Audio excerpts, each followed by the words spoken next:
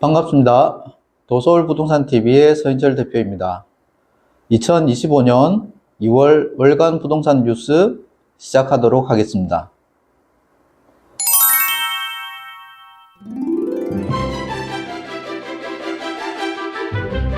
경기 불황에 따른 양극화 현상이 국내 상업용 부동산 임대차 시장에도 영향을 미치고 있습니다.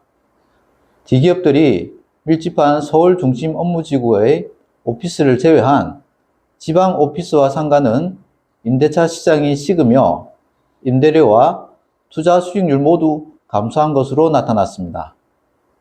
31일 한국부동산원은 2024년 상업용 부동산 임대차 시장 결산 자료를 발표했는데요. 지난해 전국 오피스 및 상가의 임대 가격 지수 및 임대료, 투자 수익률, 공실률 등을 포함하고 있습니다. 해당 자료에 따르면 서울 경기 지역의 주요 업무지구 오피스는 임대료와 거래 가격 등 모두 상승세를 그리며 높은 투자 수익률을 보였습니다. 전국에서 투자 수익률이 가장 높은 상업용 부동산은 강남 업무지구 중 강남대로 오피스로 지난해 12.32%를 기록했고, 이어 테헤란로가 10.57%로 뒤를 이었습니다. 이러한 영향으로 강남 지역의 투자 수익률도 10%로 서울 오피스 투자 수익률 7.66%를 크게 앞질렀습니다. 지난해 전국 오피스 임대료는 3.22% 상승했지만 서울과 경기를 제외한 여타 지역 오피스는 모두 하락해 수도권과 지방의 극단적인 양극화 현상을 보였습니다. 서울 오피스 임대주수 상승은 강남 업무지구 등 기존 중심 업무지구와 신흥 업무지구인 용산역에서 임차 수요가 크게 증가한 영향으로 생각됩니다. 상가는 경기 지역도 불황 여파를 피하지 못하며 서울을 제외한 전국이 마이너스를 기록했습니다.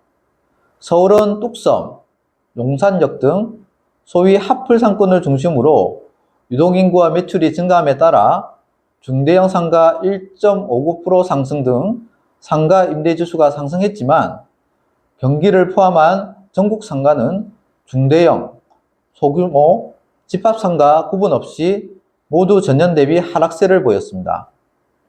임대료 하락으로 인해 지난해 상업용 부동산의 소득 수익률은 소폭 하락했으나 부동산 투자시장 회복에 따라 자본 수익률이 상승해 투자 수익률은 전반적으로 상승했는데요. 투자 수익률도 오피스가 6.32%로 가장 높았으며 집합상가 5.3, 중대형 상가 4.13, 소규모 상가 3.54% 순입니다.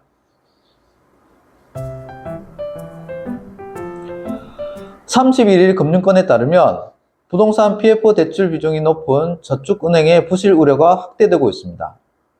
금융당국이 지난해 두 차례에 걸쳐 부동산 PF 사업성 평가를 한 결과 저축은행이 보유한 유의, 부실 우려의 등급의 사업장 규모는 4조 4천억 원입니다.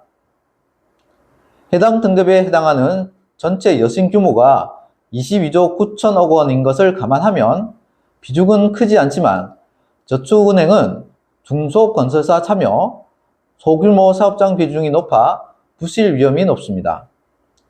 실제로 유의, 부실 우려 등급의 사업장 규모는 10조 원이 넘는 상호 금융권을 제외하면 전 금융권 중 저축은행이 가장 높습니다.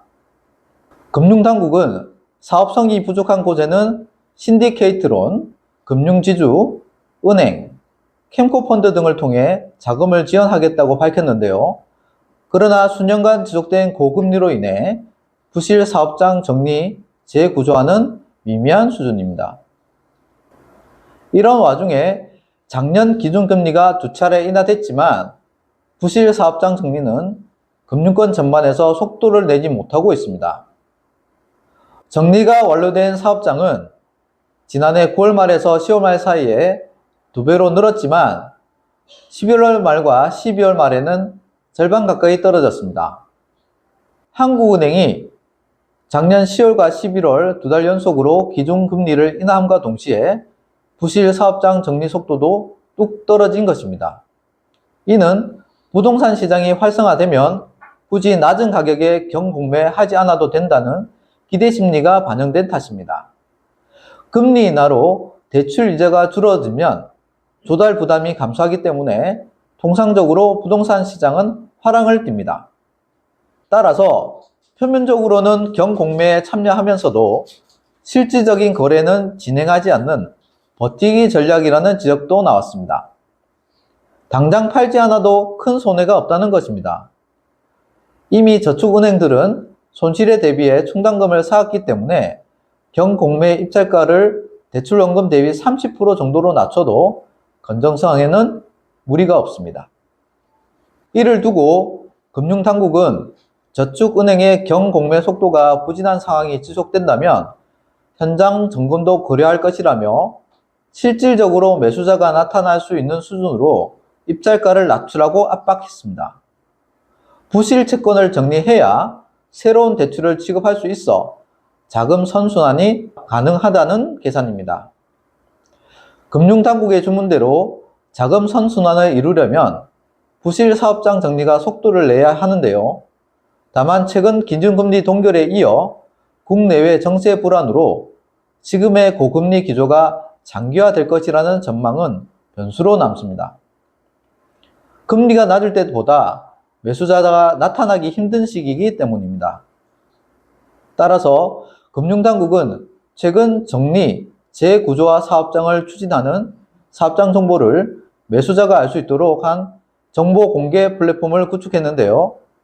임기 만료를 앞두고 있는 오화경 저축은행 중앙회 회장도 사업장 정리가 촉진되면 건전성 개선으로 신규 대출이 원활할 것이라는 기대를 걸고 있습니다.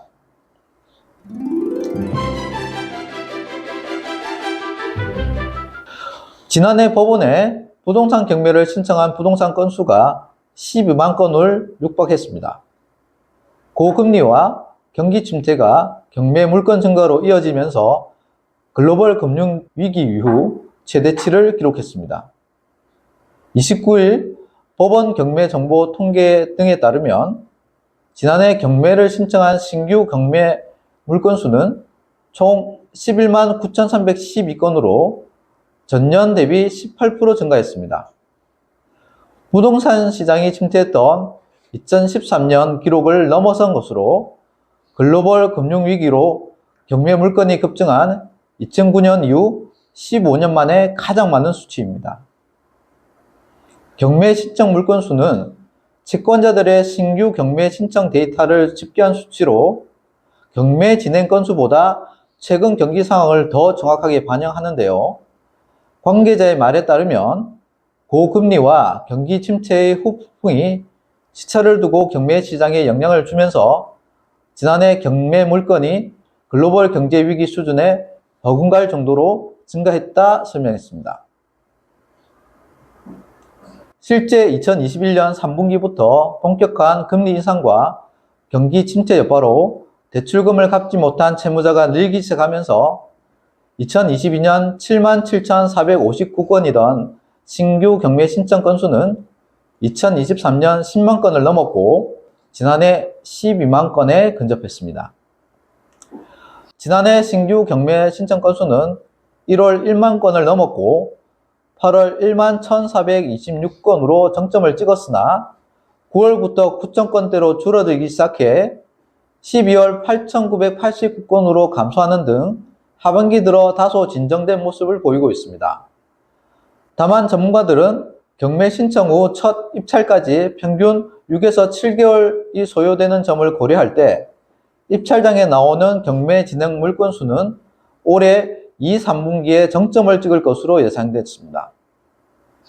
그리고 지난해 3분기 이후 경매 물건 감소세가 관측되고 있지만 지난해 12월 비상계엄 탄핵 정부 이후 소비심리 위축과 경기 침체 심화 등의 변화된 상황은 반영되지 않은 결과이며 비상계엄 사태 이후 일반 부동산 매매 시장도 침체한 만큼 경매 물건이 다시 증가할 가능성을 배제할 수 없습니다.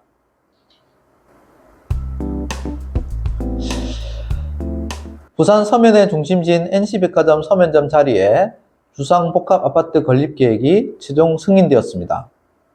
서면 상권의 한 축을 담당했던 공간을 허물고 47층짜리 초고층 주상복합 건물을 짓는 데 대해 기대와 우려가 서로 엇갈리고 있습니다. 부산진구청은 전포동 668-1번지 1원 전포동 주거복합 신축공사에 대한 주택건설 사업계획을 승인, 대지면적 16,546제곱미터에 지하 8층, 지상 47층, 4개동 아파트 924세대와 부대 복리시설 등을 대우건설이 사업 주체가 되어 2025년 3월 31일부터 2030년 11월 29일까지 짓는다고 밝혔습니다. 지난 5월에 폐점한 NC백화점 서면점은 현재 건물 철거 작업을 진행하고 있습니다. NC백화점 서면점은 2015년 옛 DCT 건물을 리모델링해 건립되었으며 205개의 브랜드가 입점해 개장 당시 1엔드 유통점 중 가장 큰 규모였습니다. 특히 점포 카페 거래의 인기와 맞물리며 합리적인 가격대의 패션 브랜드를 찾는 20대에서 30대에게 큰 인기를 모았고 지금은 전리단길과 점포 사이길, 점포 공국길 등 주변 상권이 더욱 잘 형성돼 서면의 유동인구를 흡수하는 요지라고 할 수 있습니다. 대우건설의 하이엔드 브랜드인 서밋이 이 단지에 적용될지 여부도 관심사인데요. 대연동 더비치 푸르지오 서밋과 범일동 블랑 서밋 74 등 최근 부산 도심에 서밋 공급이 잇따르고 있고 입지가 상대적으로 좋아 기대감이 형성되고 있습니다. 하지만 하이엔드 브랜드가 달리면 공사비와 분양가가 급증하기 때문에 사업 주체나 시공사는 신중할 수밖에 없는데요. 서밋의 적용 여부는 2025년 5월 전후로 확정될 가능성이 높습니다.